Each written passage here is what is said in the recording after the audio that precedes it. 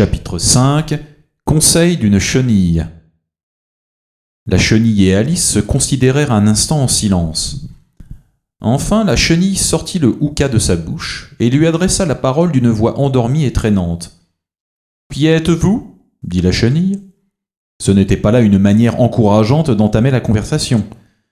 Alice répondit un peu confuse. « Je le sais à peine moi-même quant à présent. Je sais bien ce que j'étais en me levant ce matin, mais je crois avoir changé plusieurs fois depuis. »« Qu'entendez-vous par là » dit la chenille d'un ton sévère. « Expliquez-vous !»« Je crains bien de ne pouvoir pas m'expliquer, dit Alice, car voyez-vous, je ne suis plus moi-même. »« Je ne vois pas du tout, répondit la chenille. J'ai bien peur de ne pouvoir pas dire les choses plus clairement, répliqua Alice fort poliment. Car d'abord, je n'y comprends rien moi-même. Grandir et rapetisser si souvent en un seul jour, cela embrouille un peu les idées. Pas du tout, dit la chenille. Peut-être ne vous en êtes-vous pas encore aperçu, dit Alice. Mais quand vous deviendrez chrysalide, car c'est ce qui vous arrivera, sachez-le bien, et ensuite papillon, je crois bien que vous vous sentirez un peu drôle, qu'en dites-vous ? Pas du tout, dit la chenille. Vos sensations sont peut-être différentes des miennes, dit Alice. Tout ce que je sais, c'est que cela me semblerait bien drôle à moi. À vous, dit la chenille d'un ton de mépris. Qui êtes-vous ? Cette question les ramena au commencement de la conversation. Alice, un peu irritée du parler bref de la chenille, se redressa de toute sa hauteur et répondit bien gravement.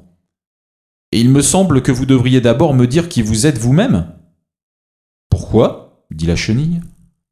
C'était encore là une question bien embarrassante, et comme Alice ne trouvait pas de bonnes raisons à donner, et que la chenille avait l'air de très mauvaise humeur, Alice lui tourna le dos et s'éloigna. « Revenez !» lui cria la chenille. « J'ai quelque chose d'important à vous dire. » L'invitation était engageante, assurément. Alice revint sur ses pas. « Ne vous emportez pas, dit la chenille. Est-ce tout ? dit Alice, cherchant à retenir sa colère. « Non, répondit la chenille. Alice pensa qu'elle ferait tout aussi bien d'attendre, et qu'après tout la chenille lui dirait peut-être quelque chose de bon à savoir. La chenille continua de fumer pendant quelques minutes sans rien dire. Puis, retirant enfin la pipe de sa bouche, elle croisa les bras et dit « Ainsi vous vous figurez que vous êtes changé, hein ?»« Je le crains bien, dit Alice. Je ne peux plus me souvenir des choses comme autrefois. Et je ne reste pas 10 minutes de suite de la même grandeur. »« De quoi est-ce que vous ne pouvez pas vous souvenir ?» dit la chenille. « J'ai essayé de réciter la fable de Maître Corbeau, mais ce n'était plus la même chose, répondit Alice d'un ton chagrin. « Récitez, vous êtes vieux, père Guillaume, dit la chenille. Alice croisa les mains et commença. « Vous êtes vieux, père Guillaume, vous avez des cheveux tout gris, la tête en bas, père Guillaume, à votre âge, c'est peu permis. Étant jeune, pour ma cervelle, je craignais fort mon cher enfant, je n'en ai plus en parcelle, j'en suis bien certain maintenant.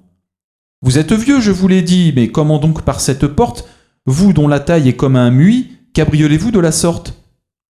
Étant jeune, mon cher enfant, j'avais chaque jointure bonne, je me frottais de ces tongans, si vous payez, je vous en donne. Vous êtes vieux et vous mangez les os comme de la bouillie, et jamais rien ne me laissez. Comment faites-vous, je vous prie ? Étant jeune, je disputais tous les jours avec votre mère. C'est ainsi que je me suis fait un si puissant os maxillaire. Vous êtes vieux, par quelle adresse tenez-vous debout sur le nez une anguille qui se redresse droit comme un i quand vous sifflez ? Cette question est trop sotte. Cessez de babiller ainsi, ou je vais du bout de ma botte vous envoyer bien loin d'ici. Ce n'est pas cela, dit la chenille. Pas tout à fait, je le crains bien, dit Alice timidement. Tous les mots ne sont pas les mêmes. C'est tout de travers, d'un bout à l'autre, dit la chenille d'un ton décidé, et il se fit un silence de quelques minutes. La chenille fut la première à reprendre la parole. « De quelle grandeur voulez-vous être » demanda-t-elle. « Oh, je ne suis pas difficile quant à la taille, reprit vivement Alice. Mais vous comprenez bien qu'on n'aime pas à en changer si souvent. »« Je ne comprends pas du tout, » dit la chenille. Alice se tut. Elle n'avait jamais de sa vie été si souvent contredite, et elle sentait qu'elle allait perdre patience. « Êtes-vous satisfaite maintenant » dit la chenille. J'aimerais bien être un petit peu plus grande, si cela vous était égal, dit Alice. 3 pouces de haut, c'est si peu. C'est une très belle taille, dit la chenille en colère, se dressant de toute sa hauteur. Elle avait tout juste 3 pouces de haut.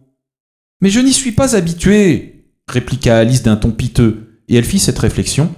Je voudrais bien que ces gens-là ne fussent pas si susceptibles. Vous finirez par vous y habituer, dit la chenille. Elle remit la pipe à sa bouche et fuma de plus belle. Cette fois, Alice attendit patiemment qu'elle se décidât à parler. Au bout de 2 ou 3 minutes, la chenille sortit la hookah de sa bouche, bâilla 1 ou 2 fois et se secoua. Puis elle descendit de dessus le champignon, glissa dans le gazon et dit tout simplement en s'en allant « Un côté vous fera grandir et l'autre vous fera rapetisser. »« Un côté de quoi ? L'autre côté de quoi ?» pensa Alice. « Du champignon !» dit la chenille comme si Alice avait parlé tout haut. Et un moment après, la chenille avait disparu. Alice contempla le champignon d'un air pensif pendant un instant, essayant de deviner quels en étaient les côtés. Et comme le champignon était tout rond, elle trouva la question fort embarrassante. Enfin, elle étendit ses bras tout autour, en les allongeant autant que possible, et de chaque main enleva une petite partie du bord du champignon. « Maintenant, lequel des deux ?» se dit-elle. Et elle grignota un peu du morceau de la main droite pour voir quel effet il produirait. Presque aussitôt, elle reçut un coup violent sous le menton. Il venait de frapper contre son pied. Ce brusque changement lui fit grand-peur, mais elle comprit qu'il n'y avait pas de temps à perdre, car elle diminuait rapidement. Elle se mit donc bien vite à manger un peu de l'autre morceau. Son menton était si rapproché de son pied qu'il y avait à peine assez de place pour qu'elle pût ouvrir la bouche. Elle y réussit enfin, et parvint à avaler une partie du morceau de la main gauche. « Voilà enfin ma tête libre !» dit Alice d'un ton joyeux qui se changea bientôt en cri d'épouvante, quand elle s'aperçut de l'absence de ses épaules. Tout ce qu'elle pouvait voir en regardant en bas, c'était un long cou à n'en plus finir qui semblait se dresser comme une tige, au milieu d'un océan de verdure, s'étendant bien loin au-dessous d'elle. « Qu'est-ce que c'est que toute cette verdure ?» dit Alice. « Et où donc sont mes épaules ? Oh, mes pauvres mains, comment se fait-il que je ne puis vous voir ?» Tout en parlant, elle agitait les mains. Mais il n'en résulta qu'un petit mouvement au loin parmi les feuilles vertes. Comme elle ne trouvait pas le moyen de porter ses mains à sa tête, elle tâcha de porter sa tête à ses mains, et s'aperçut avec joie que son cou se repliait avec aisance de tous côtés comme un serpent. Elle venait de réussir à le plier en un gracieux zigzag et allait plonger parmi les feuilles qui étaient tout simplement le haut des arbres sous lesquels elle avait erré, quand un sifflement aigu la força de reculer promptement. Un gros pigeon venait de lui voler à la figure et lui donnait de grands coups d'aile. « Serpent !» cria le pigeon. « Je ne suis pas un serpent !» dit Alice avec indignation. « Laissez-moi tranquille !»« Serpent, je le répète !» dit le pigeon, mais d'un ton plus doux. Puis il continua avec une espèce de sanglot. « J'ai essayé de toutes les façons, rien ne semble les satisfaire. »« Je n'ai pas la moindre idée de ce que vous voulez dire, » répondit Alice. « J'ai essayé des racines d'arbres, j'ai essayé des talus, j'ai essayé des haies, » continua le pigeon sans faire attention à elle. « Mais ces serpents, il n'y a pas moyen de les satisfaire. » Alice était de plus en plus intriguée, mais elle pensa que ce n'était pas la peine de rien dire avant que le pigeon eût fini de parler. « Je n'ai donc pas assez de mal à couver mes œufs, » dit le pigeon. « Il faut encore que je guette les serpents nuit et jour. Je n'ai pas fermé l'œil depuis 3 semaines. » « Je suis fâché que vous ayez été tourmenté, » dit Alice qui commençait à comprendre. « Au moment où je venais de choisir l'arbre le plus haut de la forêt, » continua le pigeon en élevant la voix jusqu'à crier, « au moment où je me figurais que j'allais en être enfin débarrassé, les voilà qui tombent du ciel en repli tortueux. Oh, le vilain serpent !»« Mais je ne suis pas un serpent, » dit Alice. « Je suis... »« Eh bien, qu'êtes-vous » dit le pigeon. « Je vois que vous cherchez à inventer quelque chose. Je suis une petite fille, » répondit Alice avec quelque hésitation, car elle se rappelait combien de changements elle avait éprouvé ce jour-là. « Voilà une histoire bien vraisemblable, » dit le pigeon d'un air de profond mépris. « J'ai vu bien des petites filles dans mon temps, mais je n'en ai jamais vu avec un cou comme cela. Non, non, vous êtes un serpent, il est inutile de le nier. Vous allez sans doute me dire que vous n'avez jamais mangé d'œufs. »« Si fait, j'ai mangé des œufs, » dit Alice qui ne savait pas mentir. « Mais vous savez que les petites filles mangent des œufs aussi bien que les serpents. »« Je n'en crois rien, » dit le pigeon. « Mais s'il en est ainsi, elles sont une espèce de serpent, c'est tout ce que j'ai à vous dire. » Cette idée était si nouvelle pour Alice qu'elle resta muette pendant 1 ou 2 minutes, ce qui donna au pigeon le temps d'ajouter « Vous cherchez des œufs, ça j'en suis bien sûr, Et alors que m'importe que vous soyez une petite fille ou un serpent ? Cela m'importe beaucoup à moi, dit Alice vivement. Mais je ne cherche pas d'œufs, justement. Et quand même j'en chercherais, je ne voudrais pas des vôtres. Je ne les aime pas crus. Eh bien, allez-vous-en alors, dit le pigeon d'un ton boudeur en se remettant dans son nid. Alice se glissa parmi les arbres du mieux qu'elle put en se baissant, car son cou s'entortillait dans les branches, et à chaque instant il lui fallait s'arrêter et le désentortiller. Au bout de quelque temps, elle se rappela qu'elle tenait encore entre ses mains les morceaux de champignons, et elle se mit à l'œuvre avec grand soin, grignotant tantôt l'un, grignotant tantôt l'autre, et tantôt grandissant, tantôt rapetissant, jusqu'à ce qu'enfin elle parvint à se ramener à sa grandeur naturelle. Il y avait si longtemps qu'elle n'avait été d'une taille raisonnable que cela lui parut d'abord tout drôle.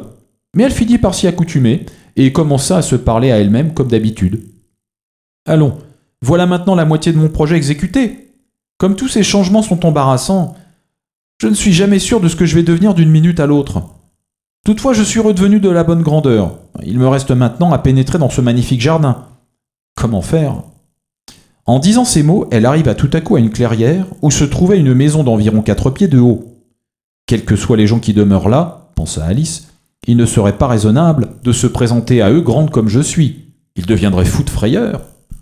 Elle se mit de nouveau à grignoter le morceau qu'elle tenait dans sa main droite, et ne s'aventura pas près de la maison avant d'avoir réduit sa taille à 9 pouces.